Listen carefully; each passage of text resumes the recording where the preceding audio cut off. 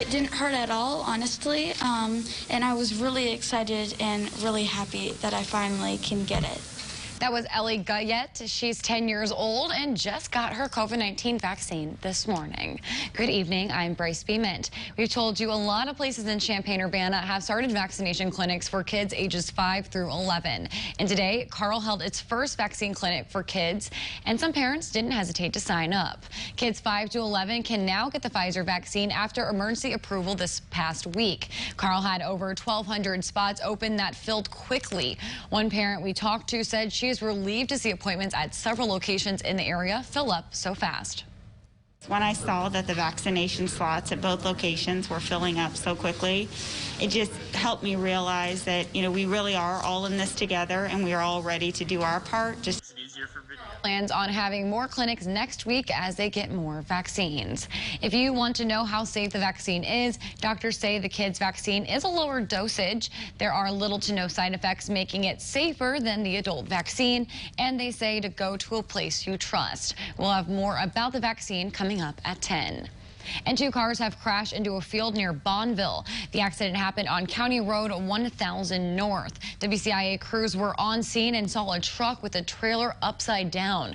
One car was out in a field with their airbags deployed. There was a heavy police presence and multiple ambulances were on scene. Police are putting sheets down near the car, and a coroner's van was at the scene. Illinois State Police were also there. 2 ambulances were also at the wreck. 2 victims were seen walking to an ambulance. And loved ones and supporters of Jelani Day once again took to the streets calling for justice. Day disappeared in late August. Police found the Danville native's body in the Illinois River near Peru on September 4th.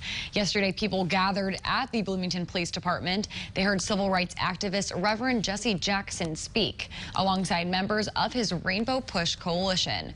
Also on the mic, Day's mother. Last month, the LaSalle County coroner released her son's cause of death as drowning. His mother says it doesn't add up. He did not drive all the way to Peru and park his car. He did not get out of that car and go to a riverbank. He did not go to a riverbank and take off his clothes. And he did not put himself in no water. Day's mother says this could have happened to anyone, and she will not rest until she gets answers. And police in Morgan County are looking for a missing 14-year-old boy. Jacksonville police say he's Bryson McFadden. They say he's hard of hearing and has disabilities, including a speech impairment. Police say he may be in possession of a dark gray 2015 Jeep Cherokee with the license plate CC82736. We have more information posted on our website. Meanwhile, a new Republican candidate for governor is focusing on taking on crime across the state.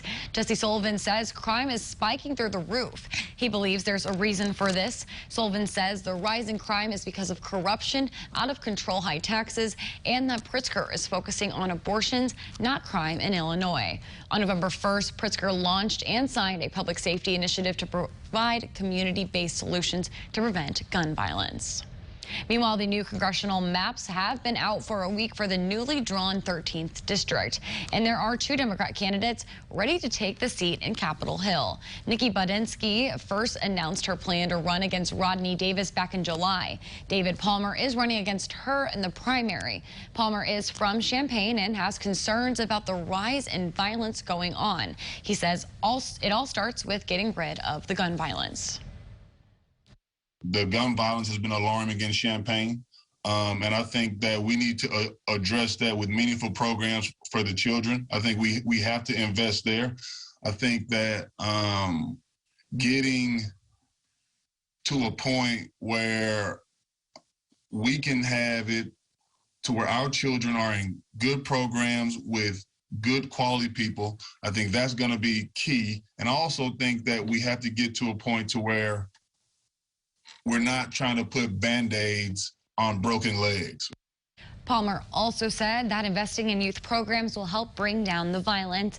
Catch more on all of this on Capitol Connection Sunday at 10:30 right after Face the Nation. And after the Republican win in Virginia, the Republicans are feeling good for next June and hoping to piggyback off of that win. Illinois has several Republican candidates running for governor.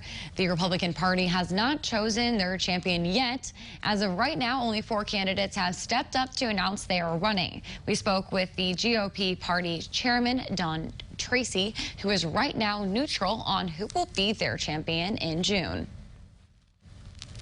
We have 4 fine candidates out there already. There are others on the sidelines taking a look at it. We're not going to know. We're not going to have a field full probably till early March. So we'll just have to see. But I'm confident we're going to have a good gubernatorial candidate. Rodney Davis has not yet decided if he will run again for the new 13th or take a look at the governor's race. Again, we'll have more on Capitol Connection tomorrow. And people were excited to lace up their skates, and ice rink opened back up for the winter season. Plus, over in Washington, D.C., President Biden hopes an infrastructure bill will create millions of jobs for Americans. We'll have more on this later, but Jack, I'm very, very jealous of those ice skaters today because it was a nice day, you know, to go and do that. It wasn't too cold. Right. That's the thing is, like, it's funny. They're opening up an ice rink, but it was actually pretty warm outside for November. So definitely. We've got even warmer conditions expected for tomorrow, which would be good. And then we've got actually a lot